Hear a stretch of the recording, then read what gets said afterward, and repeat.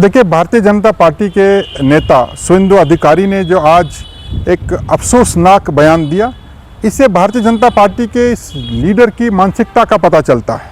ये काबिल अफसोस है। उसने ये कहा कि उन्हें सिर्फ हिंदुओं ने वोट किया है, मुसलमान काफ़ी कट्टर हैं जिन्होंने टीएमसी को वोट किया और वो सिर्फ आने वाले कार्यकाल में मुसलमानों के हिंदुओं का काम करेंगे। ये काफ़ी अफसोसनाक बात है।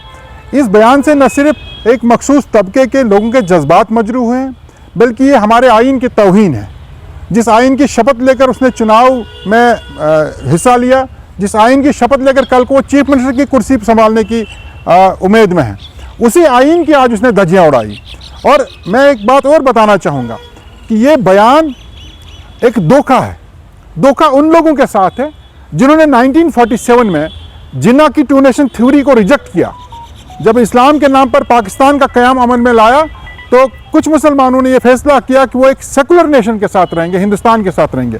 ये उन मुसलमानों के साथ धोखा है, क्योंकि उन्होंने जिस हिंदुस्तान के साथ रहना पसंद किया था, रहने का फैसला किया था, वो गांधी का हिंदुस्तान था। लेकिन ये अधिकारी जैसे लीडर इस हिंदुस्तान को गोडसे का हिंदुस्तान बनाना चाहते हैं। और ये जो बयान उन्होंने दिया, इससे ये काफ़ी अफसोसनाक बात है। इससे न सिर्फ आइन की धज्जियाँ उड़ी है, न सिर्फ मुसलमानों के जज्बात मजरू हैं, बल्कि मैं साफ लफ्ज़ों में कहूँ, ये जब हिंदुस्तान में रहने वाले मुसलमानों के साथ एक धोखा है कि 1947 में जिन्होंने एक सेकुलर नेशन हिंदुस्तान को चुना था, आज उन्हें सब कुछ देखना पड़ रहा है। जनता के सामने आकर के उन्हें माफ़ी मांगनी चाहिए और Narendra Modi prime minister of India या उनकी पार्टी के जो प्रेसिडेंट हैं, उन्हें इनके खिलाफ सख्त कार्रवाई लेनी चाहिए। बल्कि मैं ये कहूँ कि इलेक्शन कमीशन ऑफ इंडिया को इनका जो इलेक्शन है उसे रद्द कर देना चाहिए। नासिर साहब, अगर देखा जाए भारतीय जनता पार्टी के अक्सर लीडर जो है वो विवादित बयानी में उलझे रहते हैं। वो अक्सर जब भी कोई इलेक्शन होता है उस वक्त कोई ऐसा बयान देते हैं जो सिर्फ और सिर्फ मुस्लिम कम्युनिटी को जो है टारगेट करते हैं। उस पर आप क्या बताएंगे? देखिए, ये कोई छुपी हुई बात तो नहीं है। भारतीय जनता पार्टी की पॉलिसीज़ असल में ज़मीनी सतह पर कुछ और हैं, मैनिफेस्टो कुछ और होते हैं। मोदी जी का एक नारा है, सबका साथ सबका विकास।